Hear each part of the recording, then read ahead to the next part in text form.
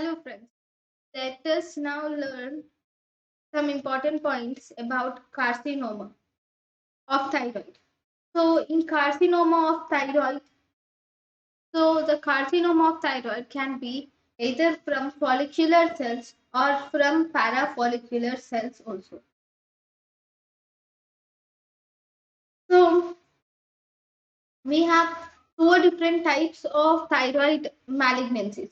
One, we have papillary carcinoma of thyroid, which accounts for almost 75 to 90% of cases of thyroid carcinoma include papillary carcinoma of thyroid, followed by follicular carcinoma of thyroid, then medullary, then anaplastic.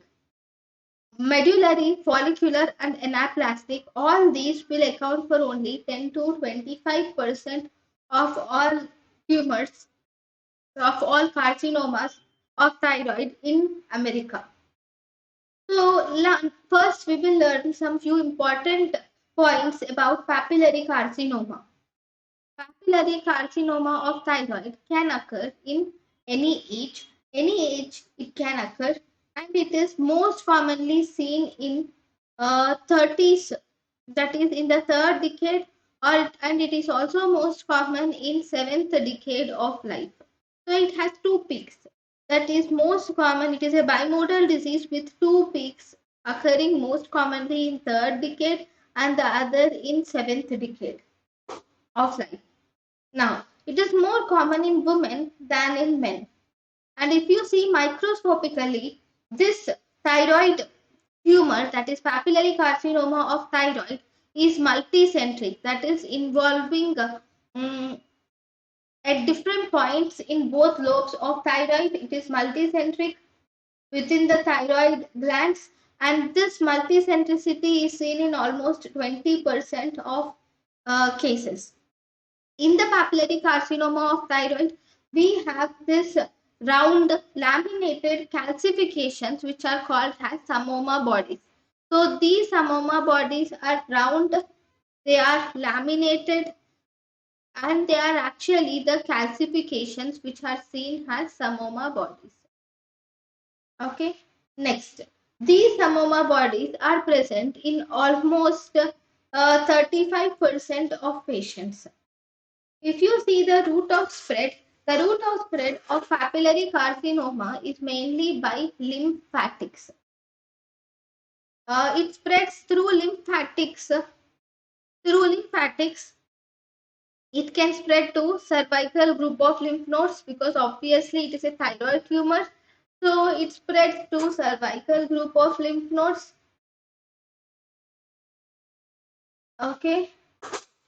Then if you see if there is nodal metastasis, then it will not worsen the disease. And if you see it can also go to distant metastasis also. So this distant metastasis is seen either in lungs, it can go to lungs, or it can go to the mediastinum as distant metastasis. Okay, so if you see histologically, the thyroid tumor, that is papillary carcinoma of thyroid, has samoma bodies, it has ground glass nuclei. So if you see, this papillary carcinoma of thyroid has a fibrovascular course. So this is papillae seen with a fibrovascular core which is seen at the center. At the center, this is fibrovascular core is seen and surrounded by the nuclei, and these nuclei are seen as a ground glass nuclei is seen. Okay. And if you see, these are actually orphan Annie type of inclusion bodies. That is, these nuclei are like orphan Annie nucleus. That is, if this is the one, there is an indentation which is also seen like this. So there is nuclear indentation is also seen. So these are few histological features of papillary carcinoma. But most important thing is about the histological. For us, it is ultrasound features are more important. So if you see in the ultrasonography picture, it is actually a hypoechoic. Okay, it is a hypoechoic center with these whitish which are seen. These are actually microcalcifications. So here you can see hypoechoic nodule with microcalcifications are seen in this picture. So there is hypoechogenicity is seen in almost 90% of the cases. 90% of the cases you will see this hypoechogenicity. And these microcalcifications appear as tiny, these are very small, these are punctate hyperechoic foci. They are seen as tiny punctate hyperechoic foci. Okay, so this is the picture of papillary carcinoma of thyroid, which shows, see, this is a hypoechoic nodule. There is no calcification, but here you can see the presence of some microcalcifications are seen here. Similarly, this is also a hypoechoic nodule with some hyperechoic foci, which are nothing but microcalcifications. Similarly, there is hypoechoic nodule is present, but here the calcifications are even more bigger, right? So these are thick. See, there is hypoechoic nodule along with thick halo is seen. Along with that, there is linear calcifications are also seen. Here, this is also a picture showing isoechoic mass in the isthmus, and there is some microcalcifications are also seen. Okay, so microcalcifications are seen, and this is the only sign of neoplasm in papillary carcinoma. Sometimes in spite of the nodular lesion, mostly these calcifications will point us towards the malignancy of this disease. Then if you see, this is the picture which is showing increased vascularity. Obviously this is a malignant tumor, so it is actually a hypervascular tumor. So you will have to see for hypervascularity. This is the tumor which is hypoechoic with calcifications are seen, and surrounding halo is also seen. And if you put PAR Doppler to the same image, you can see this hypervascularity is seen at the center and periphery, which tells us that it is a highly vascular tumor. Even here you can see that there is hypoechoic nodule with microcalcifications.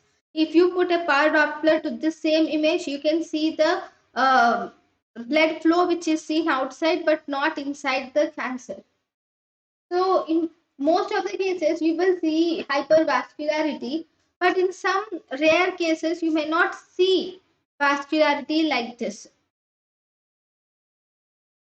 Then if you see the cervical lymph node metastasis also. In cervical lymph node metastasis, because the route of spread of papillary carcinoma is through cervical lymph nodes, you will see presence of these cervical lymph nodes are also seen. If you see this image, the cervical lymph node, this is the internal jugular vein, this is the this is the carotid artery, this is the lymph node, which is actually hypoechoic lymph node. Okay, this is hypoechoic lymph node. Even here you can see the hypoechoic lymph node. This is also a hypoechoic lymph node, right? But what are you seeing here? Here you will see presence of these calcifications are seen. It is a hypoechoic lymph node with microcalcifications are seen. These microcalcifications are again they are one of the important features suggesting that it can be a malignant lesion.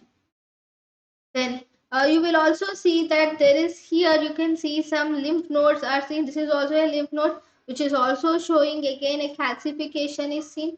Here if you see, there is a lymph node with a cystic change. Here cystic change is also seen in this lymph node. This is also a lymph node which is seen between the internal jugular vein and carotid artery, common carotid artery. Between internal jugular, sorry, between inferior jugular vein and also the carotid artery, common carotid artery, between internal jugular vein and common carotid artery, you will see this lymph node, which is also a cervical metastasis from papillary carcinoma of thyroid. Sometimes there can be cystic lesions can also be seen with internal septations. Lymph node with cystic lesion and internal septations can also be seen like this.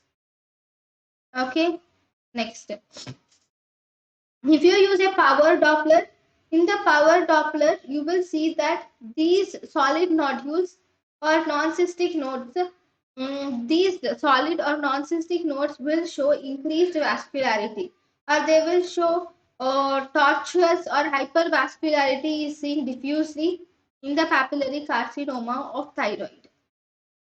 Okay. One more important thing is an atypical presentation. There is an atypical presentation which shows the cystic change. So normally papillary carcinoma of thyroid will not have this cystic component, but if there is large amount of cystic component is present, then it is an atypical type of papillary carcinoma of thyroid. And this cystic component is present in less than 3% of cases.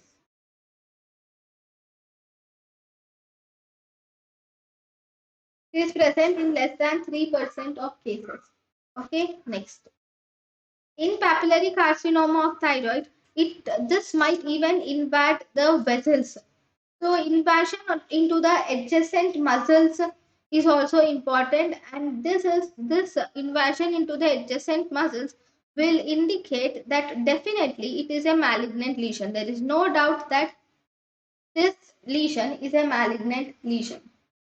Then there is one more variant of papillary carcinoma called as follicular variant of papillary carcinoma, which is seen in only 10% of cases of papillary carcinoma.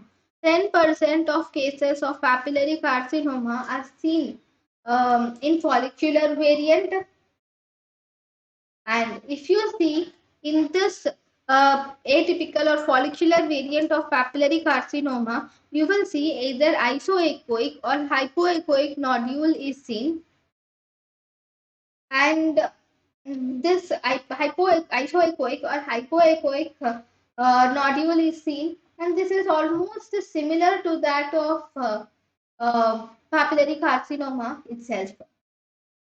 Then we also have one more type, which is papillary microcarcinoma. This papillary microcarcinoma is rare and it is actually a sclerosing lesion. It is sclerosing and non-encapsulated. There is no capsule for this lesion, and this is a sclerosing lesion. Okay. Here in this, the patients might have enlarged cervical lymph node. The patients might present with enlarged cervical node and normal thyroid gland. On examination, you can see the presence of a hyperechoic patch under the capsule. Like this, there is a hyperechoic patch is present, followed by this acoustic shadowing is seen. Okay. And there is no visible microcalcifications are seen. And there is visible calcifications are seen, not microcalcifications. These are actually multiple areas of cross calcifications are seen in this papillary microcarcinoma. Thank you.